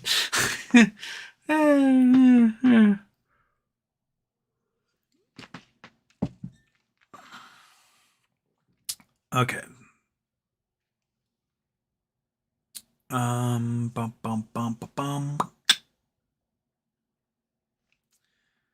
right. It's Liddy. How are people still supporting AMC? Adam Aaron's hella cringe and sus. I mean, it's sunk cost fallacy at this point. I mean, if him doing everything that helps short hedge funds was not enough to go, you know what, this probably isn't the best, safest long-term investment. The information that got revealed about him sexting what he thought was a child, like that alone should be enough to go, you know what? I could use different leadership in the companies I invest in. The board should have tossed his ass the moment that news came out. And the fact that they didn't, they went, well, it's private matter. The dude was under the impression he was sexting a child. That's a no-go zone for me. I cannot support that anyway. And I won't invest in a company. I don't care if there's a chance it could explode and make me a gajillionaire. I have some level of morality, and my morality will not allow me to invest behind a CEO who was thinking he was going to fuck a kid. Like, that is not at all something I'm comfortable with. So, no. I'm done with AMC until Adam Aron's out of there. And if he's gone, until he's gone, I'm just, no, I don't give a shit about that company. I don't give a shit about that stock. Get rid of them. Gone. Get that pedo creep out of there. We don't need it. So that's what I have to say. And he disappointed me enough for the last 2 years, and now he really just sealed the deal as a complete creepoid. Like Al from Boston. I did a show with Al from Boston a couple years ago. And then it gets revealed that he's a sex pest and he's been hounding and harassing women in the movement. I don't watch his videos. I won't have him on the show. I want nothing to do with the guy. Like, if I wanted to do that for a guy that was doing that with adult women, why wouldn't I also take that stance on a dude that's trying to do it to children? Like, it's just, no. Yeah. Not cool. Okay.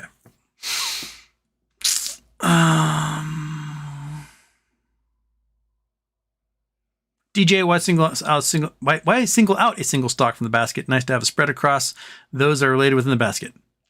Yeah.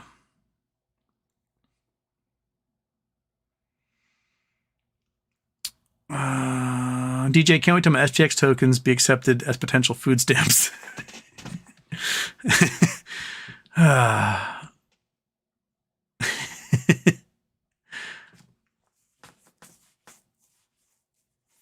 Bum, bum, bum.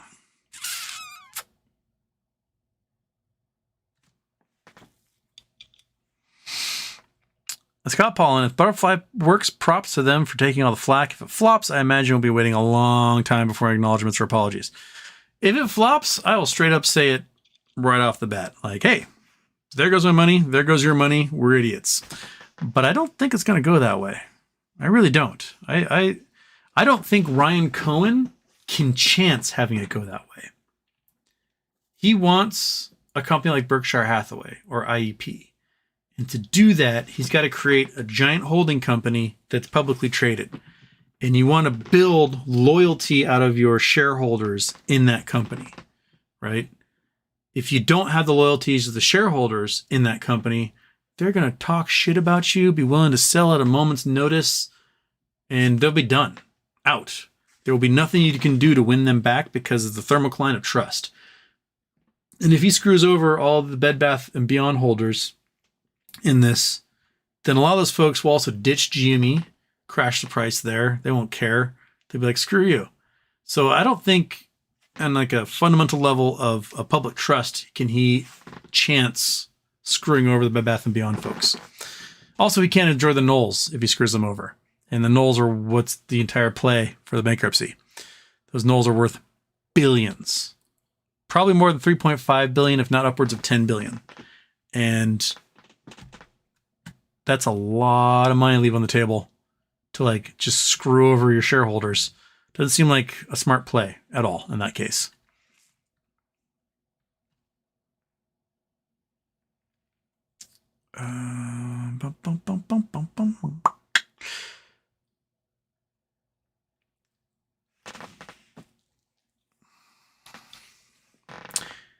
MF Houston.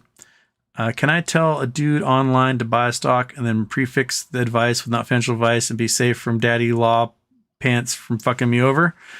You can tell people that you're buying a stock, and these are the reasons why you're buying that stock. That's what you can do. But if you're telling people like, go out and buy this stock now, then you are doing financial advice on that point. And that's where it can get into like pump and dump territory. But you can totally believe in your own position and why you took that position. That's totally legal and fine. Okay.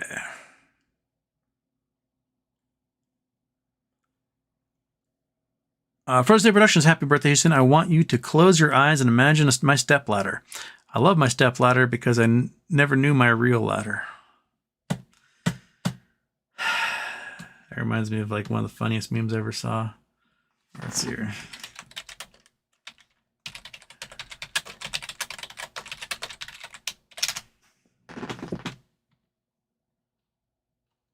Where is it? If I can find it.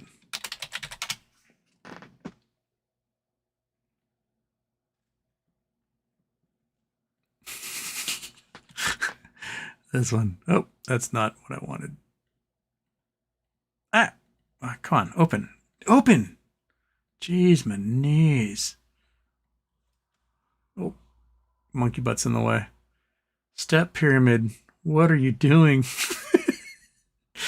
That one cracks me up. Okay.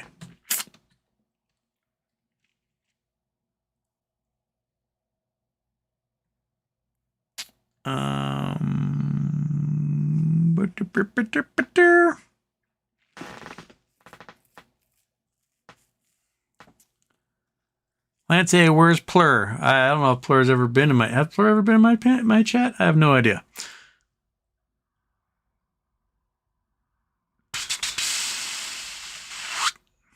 Gwiz 1007.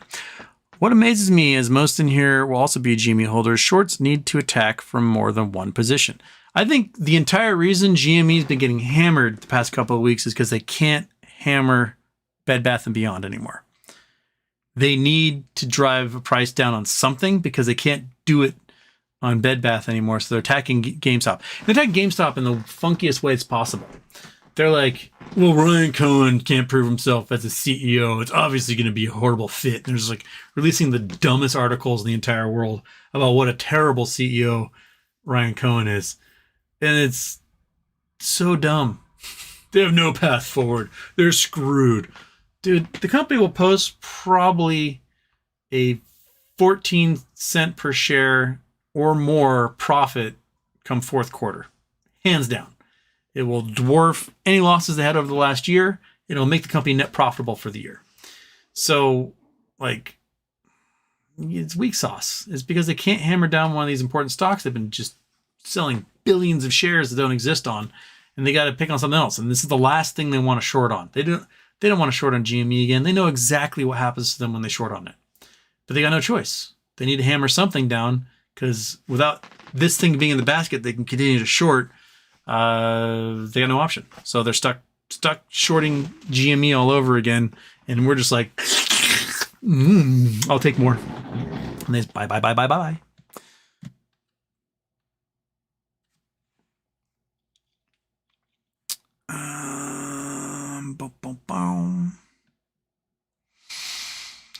Ludwig Vladimir Dorner. That's it. We lost. The only thing that's certain is that the market will crash, go short, and make your money back you spent hoping for MOAS, which will never happen. I don't see it. I don't see it. I don't see where we lost. I don't see how we lost. Until I see the final court documents, they're like, fuck you, shareholders. Then we haven't lost in this situation. Yeah.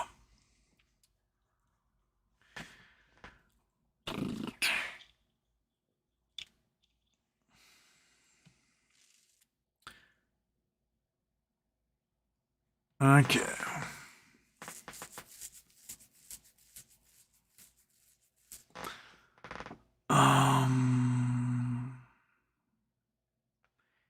Ape Ghost Moon Protocol. I wish I had all the info in my head that you have in your head. Bruh spitting. That was straight off the dome. I read a lot. That's what happens. Mark, what has charitable fund been chosen? Not yet. I got like 10 of them I still haven't actually checked with YouTube to see which ones I can use. Because the only way for me to check is when I set up the show. It doesn't let me do it ahead of time. Be like, oh, I'll make this the charity. It's like, search for a charity when I'm setting it up, and then I can search for it. So of those 10, I got some I'll favor more than others if they're available. We'll see which ones I can do.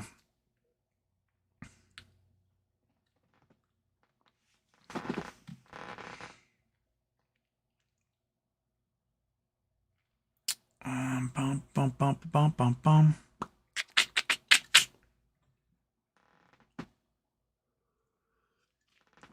Scott Pollan, now could the new shell oil company have nulls that are still valuable to a company that makes money? Yes, but BBYQs will not be part of that future, sadly. Scott, under IRS law, the only way creditors can utilize those nulls is to allow existing shareholders to own at least 50% of the company. That's the entire play. If there had been an outside buyer who came in and bought the company, like with SAS, the Swiss airline or Swedish airline that just went bankrupt, or with Party City, an outside buyer came in and bought the company, then the creditors and the new buyers can experience the nulls. But there is no outside buyer for Bed Bath & Beyond. And since there is no outside buyer for Bed Bath & Beyond, and the creditors cannot get paid back, all they can do is accept the equity in the company, then the equity of the shareholders must be preserved as at least 50% owners in the company. That's it. That's the entire play. That's the only way they can use those nulls. They cannot use those nulls if they keep us out. That's the play. So if they keep us out, they can't use the nulls. And if they can't use the nulls, then what's the point of this entire process? What's the point of doing all the merger and acquisition, paying $49 million to the lawyers to work on merger and acquisition, on transferring shares, on bouncing around the shares from one transfer agent to another? Like, there's no point in it. There's no point in spending $300 million exercising warrants at 300% the market price if you're just going to vaporize those shares.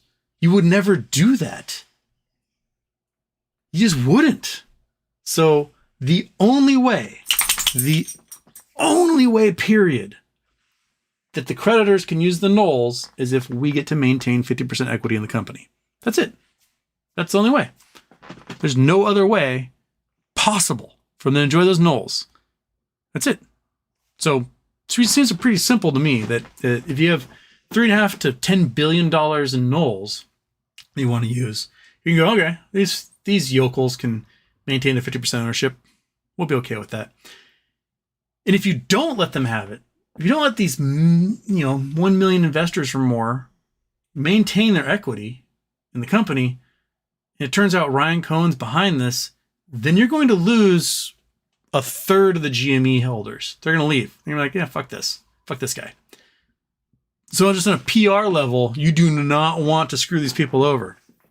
They will hold a grudge and they'll hate you forever. Warren Buffett does not win by pissing off his shareholders. Like, if he's like, oh, you know what? Now these people that own Berkshire Hathaway, I make sure they lose all the equity in the company, so I can make another billion. That's not going to work for him in the long term. He's going to be a pariah at that point. But the loyalty of the shareholders in their leader, the faith they have in their leader, is huge for a play like this. Warren Icahn shareholders love him, right? He's not going to go out of his way to screw them over. That's what he hates. He hates when CEOs screw over the shareholders.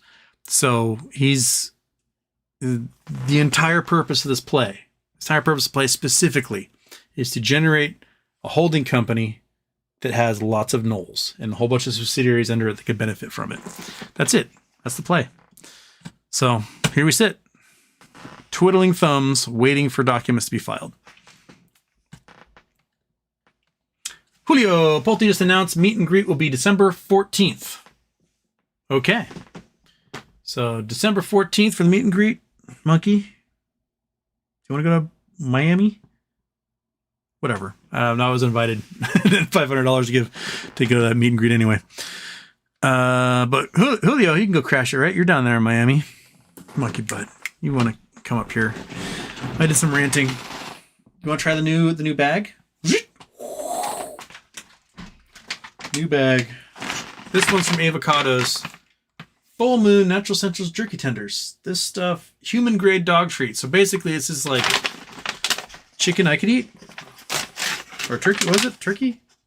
Jerky tendies. Chicken. Woo! That's a lot of chicken. Oh, that is some stinky chicken. That smells good though. Let's do 2 of these things. Yeah, they're pretty big. Okay, let me close that because that is the most chicken smell I've ever smelled in my entire life. I've never been overpowered by chicken before, but that was, holy smokes. Does that close a little bit? Nope, it's still breathing. Okay. Oh, man. Yeah. All right, come on up here. Come on up here. Get it. Get it, monkey. Come on, get it. Nope, gotta get that one. Okay, get it. Get it. Get it right. Come on. Come on. Come on. Get it, monkey. There you go. Whew. Man. That smells so strong. Is that delicious? Is it like all the flavor in the world? Man, that was a lot of chewing you had to do. Can you get up there and get the old Jaws cam? There you go. All right. Okay. All right, 420. Oh crap! It's 422 already. Jeez, my knees. I just saw one that said, "Can you explain NOLs to a third grader?" NOLs, N-O-L, net operating losses. These are the losses that you can carry over. So let's say you lost $10,000 in the stock market this year. You can only take $3,000 as a write-off in those losses. And you can carry over your $10,000 loss in the next year. When you have $7,000 left, you can use $3,000 next year. And you carry over to the next year, use $3,000, and you have $1,000 left in the fourth year. And you can use that to clear $1,000 of write-off on your taxes. NOLs, on the other hand, could use up to 80% of the profits of a company. So if you've got $10 billion in NOLs, these net operating losses, and your company made $3 billion or say $5 billion of profit, because math is easier, right? You can write off $4 billion of that profit and pay taxes only on $1 billion. And then you have $6 billion left for the next year. So the NOLs are incredibly valuable. We can write off another $4 billion and so on. They're super valuable. It's how Warren Buffett built Berkshire Hathaway into the company it is. He bought a failing company, utilized those NOLs to do huge tax write-offs as he acquired other companies, and built his empire that way. And I think that's the entire play behind this. And the only way the NOLs can be utilized is if the company carries on doing business. Like if it halts and just doesn't exist for a year, then the NOLs are gone, everything's gone. But if they absorb another entity, if they begin selling products again, if they come out of bankruptcy as a business when they're restructured, they get to carry those NOLs forward. And in our case, they can only carry those NOLs forward if we maintain equity in the company. So the creditors get equity, we get equity, we're a happy family, and we maintained our NOLs from that point forward. Okay.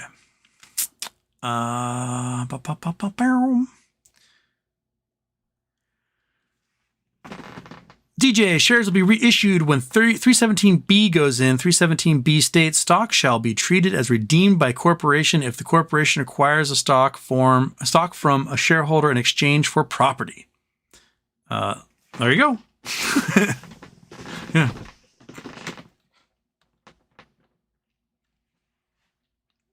Okay.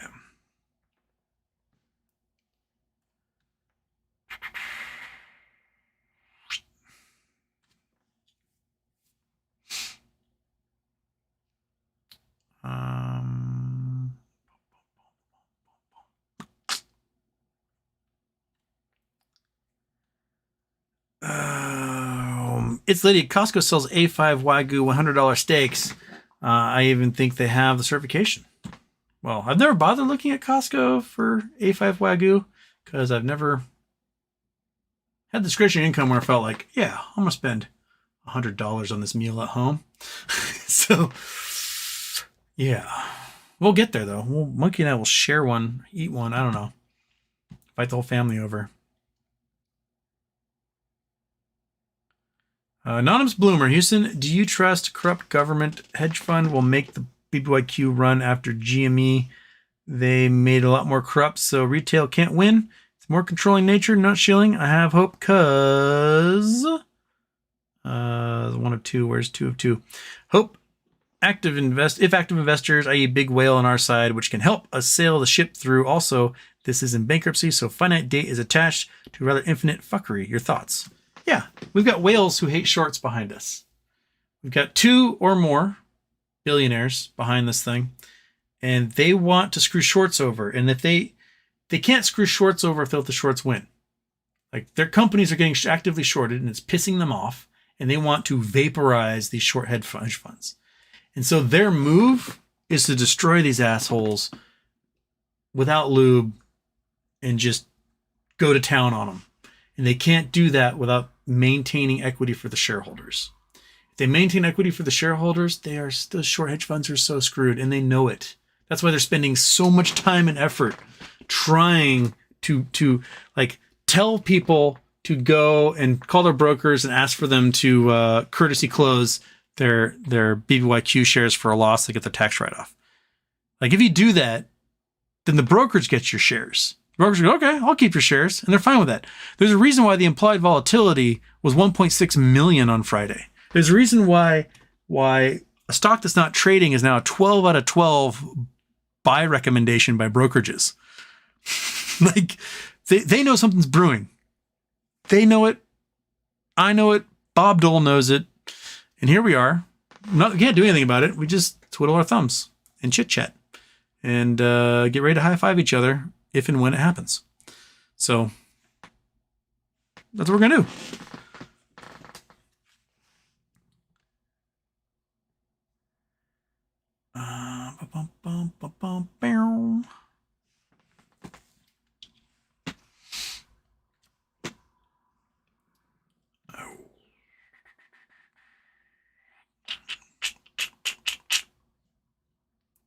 Okay, I got 3 minutes here, and I am an hour and 7 minutes behind in the chat. I apologize if I didn't get to your chat. I've already passed over quite a few conversations here.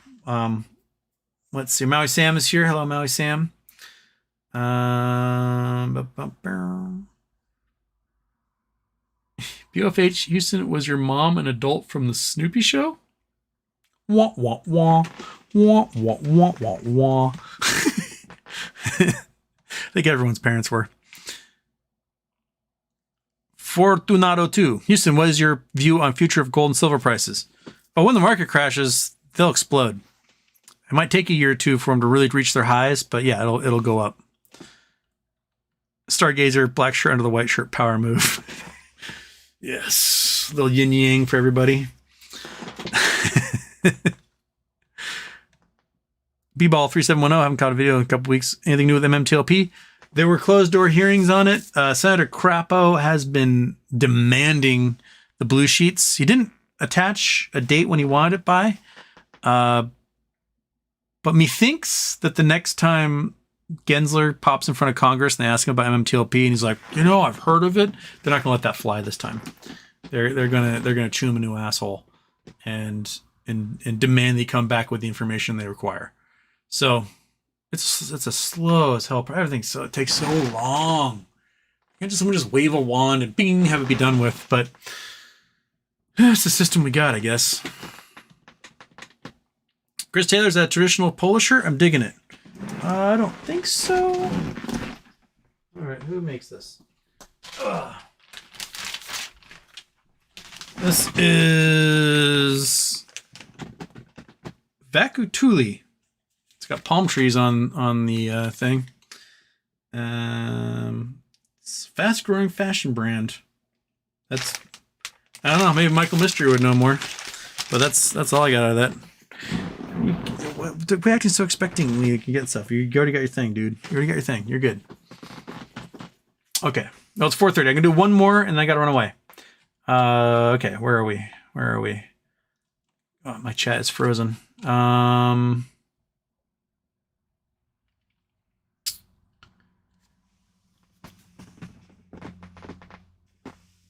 Lee Sasa, hi Houston. Would you rather have a bad bout of diarrhea A, underwater, or B, in space? Wetsuit, spacesuit, optional.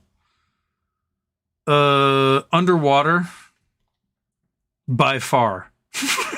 Then space would just be horrible. Oh my. Water, solution to pollution is dilution. Let the water do its thing. Yeah, I would not want to be in space for that. That's probably a good question to end on.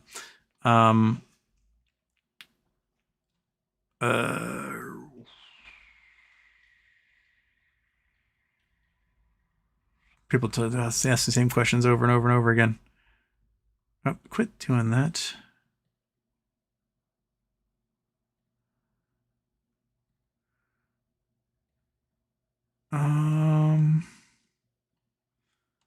One more question, because I got on the way.